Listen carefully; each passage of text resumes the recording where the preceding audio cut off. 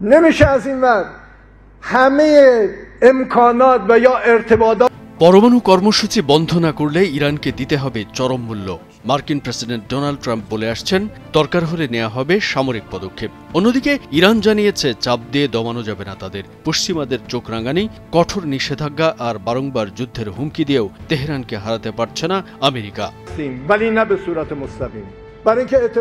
পারস্য উপসাগরের নিরপেক্ষ দেশ ওমানে দুই দেশের সাম্প্রতিক বৈঠকের জেরে কোন দিকে গড়াবে মধ্যপ্রাচ্য পরিস্থিতি সেটা নিয়ে দেখা দিয়েছে অনিশ্চয়তা। সর্বোচ্চ চাপ, অর্থনৈতিক অবরোধের মতো নানা পদক্ষেপ সত্ত্বেও ইরান যে শুধু টিকে আছে এমন নয়, বরং দেশটি এমন আত্মপ্রকাশ করেছে পরমাণু প্রযুক্তিতে মধ্যপ্রাচ্যের এক অনন্য শক্তি হিসেবে।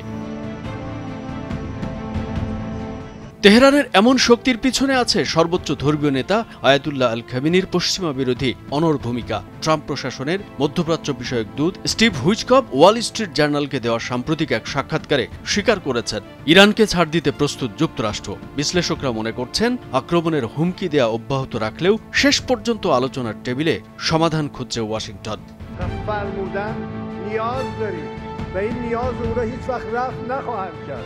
পরমাণু ইস্যুতে ইরান ও যুক্তরাষ্ট্রের মধ্যে প্রথম দফা ইতিবাচক ও গঠনমূলক আলোচনা হয়েছে। শনিবার ওমানের মধ্যস্থতায় দুই দেশের প্রতিনিধিদের মধ্যে পরোক্ষ এই বৈঠক হয়। উভয় পক্ষ আগামী সপ্তাহে আরেকটি বৈঠক বসার সিদ্ধান্ত নিয়েছে। সেটি ইরানের জন্য খুবই গুরুত্বপূর্ণ, কারণ আলোচনায় ব্যর্থ হলেও হামলা করে বসতে পারে যুক্তরাষ্ট্র। ইরান তার আগের কট্টরপন্থী অবস্থান থেকে সরে এসেছে বলেই মনে করা হচ্ছে, কারণ এর আগে পারমাণবিক মধ্যস্থতা নিয়ে ইরানের নেতারা হম্বিতম্বি করে আসছিলেন। তারা কিছুতেই মার্কিনীদের সঙ্গে আলোচনার টেবিলে বসতে রাজি হচ্ছিলেন না।